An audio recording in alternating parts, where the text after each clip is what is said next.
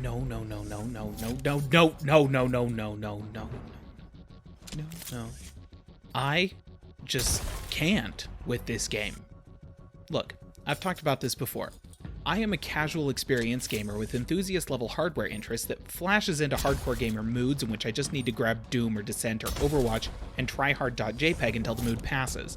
I don't do horror games because that's just stress with no payoff, and dagnabbit, this game did not advertise itself as horror. Sorry, I'm just a little on edge right now. And okay, it's not actually horror, it's a sci-fi thriller, but it leans on, like, I don't know, it's just that my main emotion going in was curiosity, and now my main emotion associated with the game is flat-out existential dread.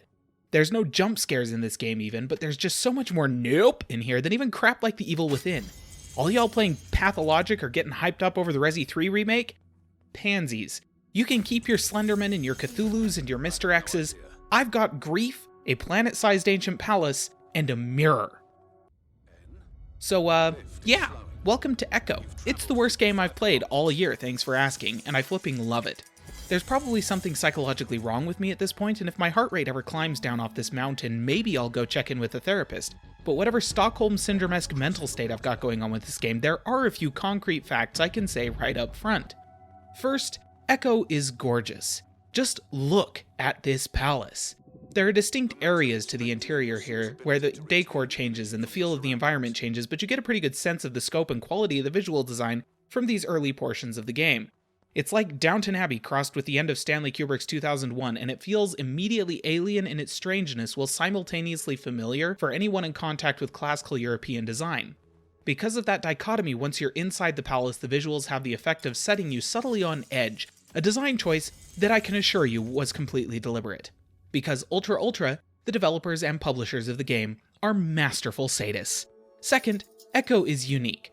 Okay, yes, it's hardly the first stealth action game ever made. It's also not the first game to use that genre to wrap a thriller storyline into a positively pulse-pounding package. What sets Echo apart is the setting. The sci-fi world this game takes place in seems to carry elements of Dune, Blade Runner, and Ender's Game with it, but remixed in a new and interesting way. The lore is meted out primarily through the interactions of the two flawlessly voiced main characters, who have a rapport that is absolutely joyful in its sardonic antagonism. This place was made for humans. It's not just a machine mine. Most digs have a basic infrastructure if human presence should be needed. Probably also rudimentary living quarters. Doesn't mean anyone was ever here, though. Gramps believed the place to be untouched by humans. A palace built by long-lost technology, patiently awaiting its first human inhabitants.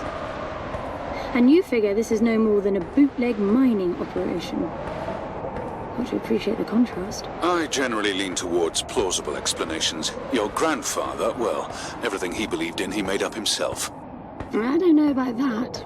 He had the coordinates right. Look around you. This obviously isn't a palace. Your man might have gotten some aesthetic details wrong, but he wasn't the kind of person who'd risk everything without some kind of proof. I really wouldn't get my hopes up. How do I turn down the volume on the commentary track? You are overconfident. Immature people often are. You should be taking notes every time I open my mouth. It's incredibly easy to sink into the world, resulting in a beautifully immersive experience that, yeah, just makes the creepy bits of the game worse. Again, and I cannot stress this enough, the people at Ultra Ultra responsible for this game are monsters. Third, and I don't think there's really any disputing this, so for the love, Josh, just put your hand down. The premise of this game is inherently unsettling. The palace you're trapped in is player character N, for reasons that aren't immediately clear but which slowly reveal themselves in all their horrifying import as the game progresses, wants you dead. And evidently the only thing it's got laying around towards that end is you. N, I mean. And here's the only bone Ultra Ultra threw me in this whole thing, giving me a player character with a voice and a name that was not my own. Because when the palace starts growing those things, copies of N, and you... I'm really not cut out for this kind of thing, but it grows copies of N, which will attack you on sight and do their level best to kill you, while wearing your face. And anything you do to try and avoid being killed, like, I don't know, shooting them or something, hell, the palace is gonna learn how to do that, and the next batch of copies will know it too. That's all set up right in the first hour of the game, and then the descent into madness begins. Look, from that point on, my experience is my own. Maybe that premise matched with those visuals telling this story won't bother you as much as it did me, but personally, it got into my head. Ultra, the turds, have created a package here that is effortlessly effective in its cognitive evisceration of whatever shreds of rational sanity I try to hold up against it. I can't finish this game. I can't! It's an imbroglio of wicked intent set on turning my buckling reasoning capacity in on itself. It's only 6 hours long by all accounts, so in theory I'm about 2/3 of the way through, though I wouldn't be surprised if I'm actually more like halfway, considering the time I have spent sitting stationary behind pillars weeping quietly.